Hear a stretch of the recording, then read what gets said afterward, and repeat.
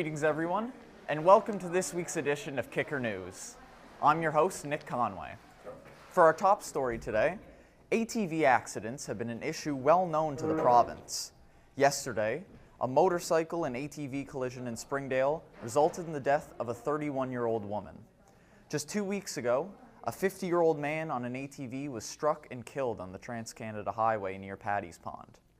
Now, the House of Assembly is meeting to discuss new legislations and legislation. Kicker's Josh Hodder has the story. ATV accidents are all too familiar in this province. Last year, Newfoundland had 17 ATV-related deaths. In 2019, there were 12. Rick Noseworthy, the president of Avalon and Newfoundland Trailways, wants to see changes made to prevent another accident. The laws that are in place now are pretty good.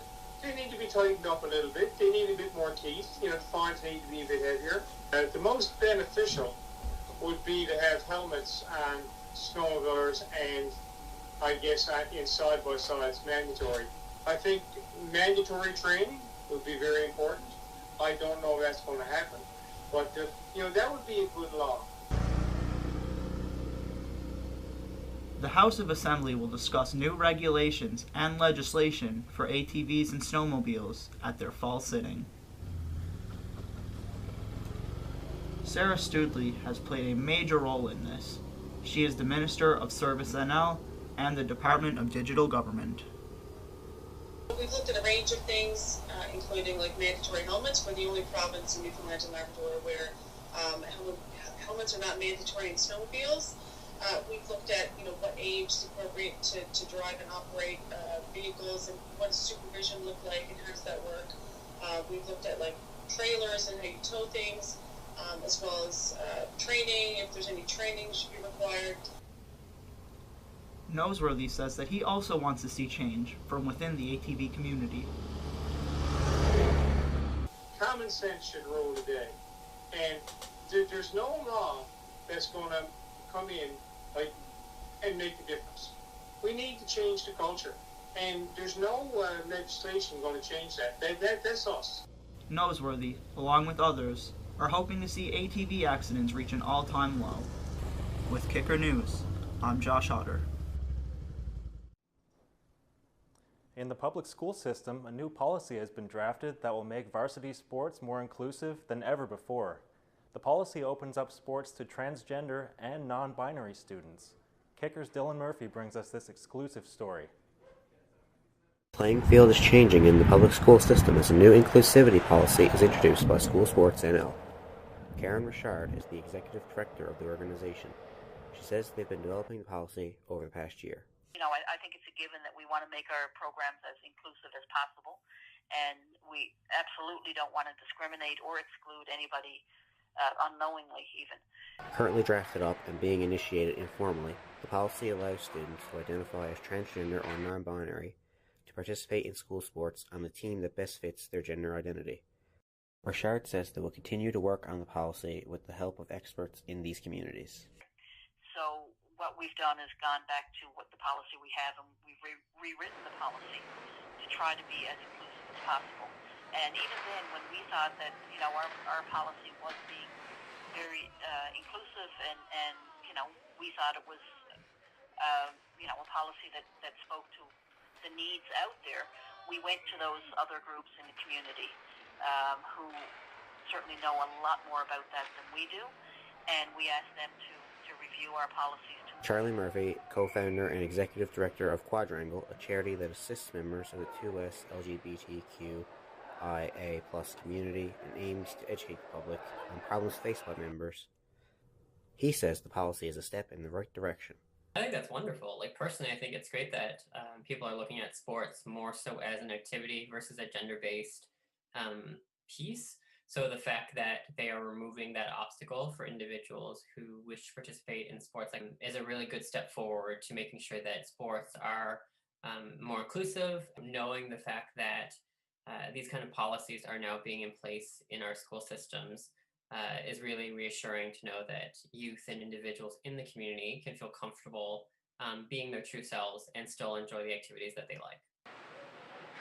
Richard says reaction to the policy so far has been extremely positive. We haven't received any pushback whatsoever. The policy has no set timeline for being formalized right now due to the evolving nature of it, but it is already active for students across the province. For Kicker, I'm Dylan Murphy.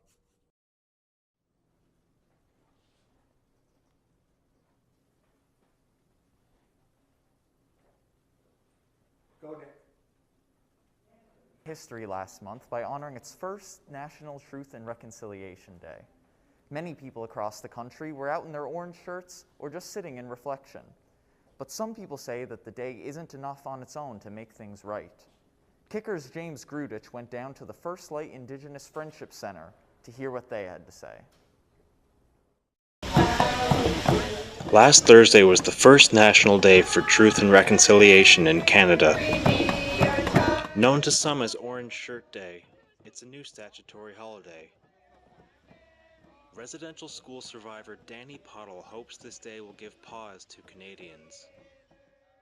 Personally, it means to me a day of reflection and contemplation to remember not only my experiences in the residential school in Northwest River, but those of my parents, my aunts, my uncles, my cousins, and my fellow survivors who attended that school with me over the years.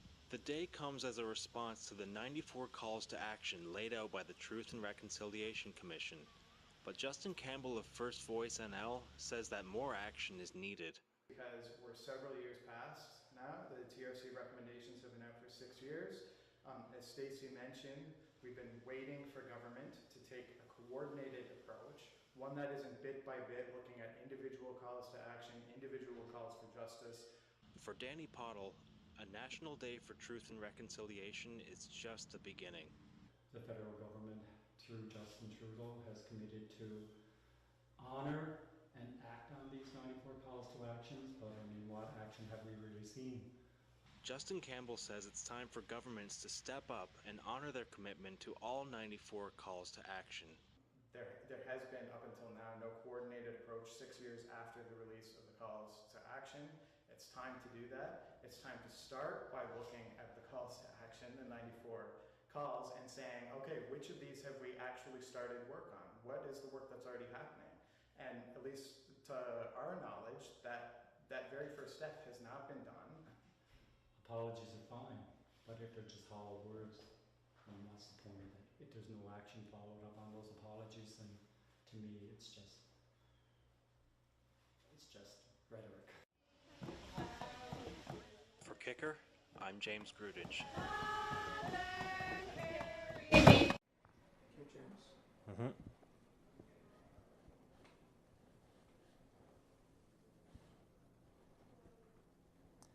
September 30th was a statutory holiday for all federal and provincial employees in Newfoundland and Labrador, but not every province in Canada has observed this day yet. Well, walking down memory lane is something that we all like to do, and nowhere is that easier than in St. John's on George Street. We'll hear some stories from the Sundance going back to the early days. Kicker's Chad Feehan has the story. The Sundance has been hollowed out, and the patio is all but splinters. However, memories of a good night out on the town are still fresh in people's minds. Self-described as born and bred on George Street, Art Mallard began working at the Sundance as a busboy during its opening year, eventually moving on to bartending, where he would stay for 32 years. Many people came and go. The club changed dramatically. It started off with just the one building here. It was the old Adelaide Motors building. Mallard has many memories of the Sundance and looks back at them with fondness. Many memories. Old friends that have passed. We've had some good celebrations down there. I was treated on the 25th anniversary of me working at the Sundance. We had a little spread on the paper, the newspapers and stuff like that. One night in particular sticks out for Mallard, meeting his wife on Halloween. And she tried to disguise herself as Charlie Chaplin. So I saw her, and I knew what she drank, so I slid the drink right up to her. And she said, how did you know I drank that? I said, Charlie, you can't fool everybody. Glenn Carew, project manager of Adelaide Motors Brewing Co., the building's new in development namesake, speaks highly of the Sundance's history. It's nice to and great to recognize the fact and recognize the history that the Sundance was the place for live entertainment and socialization for almost 40 years. For Kicker News, I'm Chad Fian.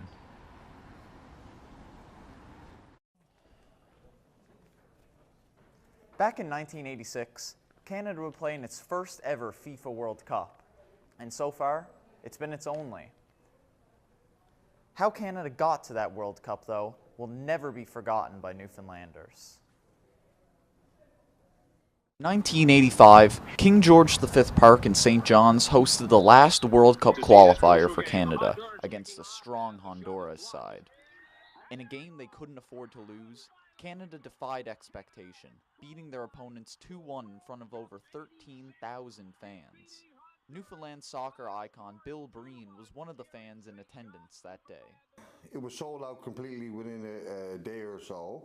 There was a lot of players on it that, I'd play with at the junior teams. They were just amazed at just the players alone, and it was a big win for them to qualify for the World Cup back then.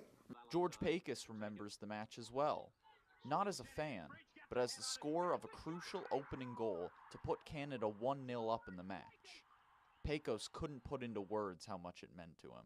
It's really hard to describe when I'm jumping 3 feet in the air, and getting hugs from everybody. Tino, the goalie, comes to the center and jumps on my back, knocks me down. It was just great. Pecos was playing in the British Columbia amateur leagues before getting a trial with the national team. He received his first call-up at age 30, proving it's never too late to achieve your dream. When Dale Mitchell got hurt, I had to ask my boss if I could take time off to go play for Team Canada. Pecos and Breen still keep up with the Canadian men's national team. They are both confident that this will be the year that Canada returns to the World Cup. They got a great team the year, young team and all that, and they're doing really good. I cannot see them not making the next World Cup, really. After 35 years of hurt, Canadian soccer fans may have something to cheer about for the first time since that day at King George. For Kicker News, I'm Nick Conway. We'll close our show today with a visit to the CNA kitchens. Roger Andrews is an award-winning chef. He's also head of CNA's cooking program. Tonight, Chef Andrews shows us how to use every piece of a chicken.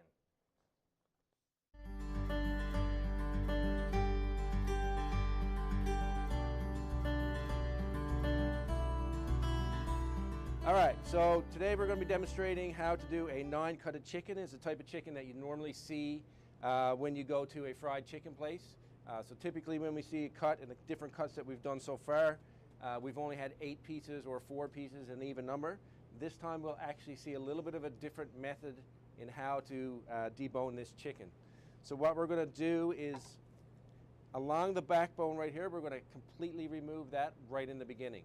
So we're simply going to take our knife and the inside of the backbone, and we're going to cut down through to remove it. We're going to flip it over like so. We're just going to follow along the backbone to remove that piece completely. It's not used. We're just going to use it in stock. So we're going to put it to the side here. First thing we're going to do is remove the legs.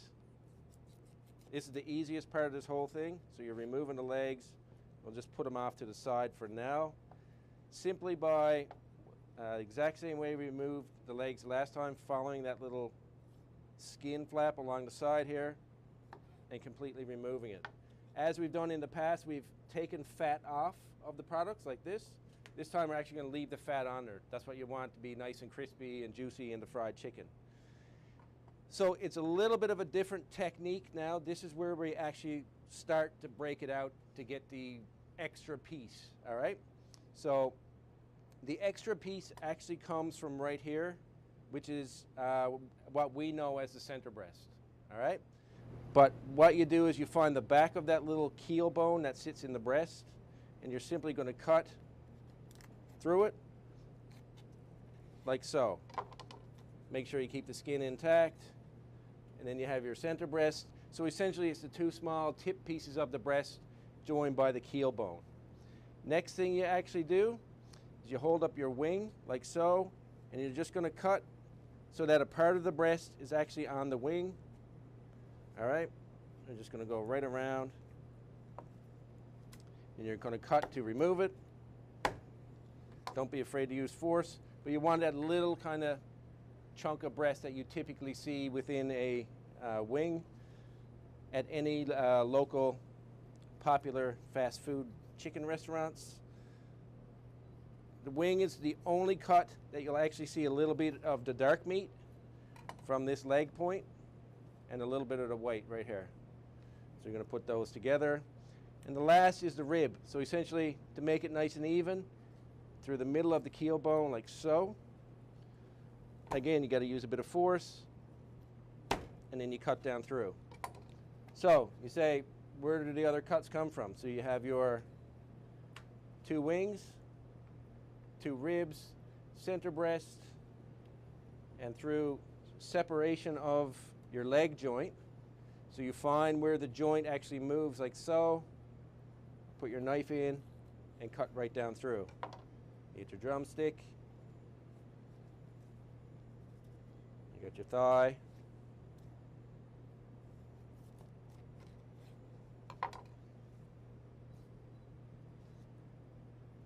so that's how you have your 9 pieces. So you got your 2 wings, 2 ribs, center breast, 2 thighs, 2 legs. Then you go deep fry those, cook them whatever way you want. Always remembering to cook your dark meats first and then move to your white meat because the dark meat takes longer to cook. And that's how you debone a chicken in a 9-cut method.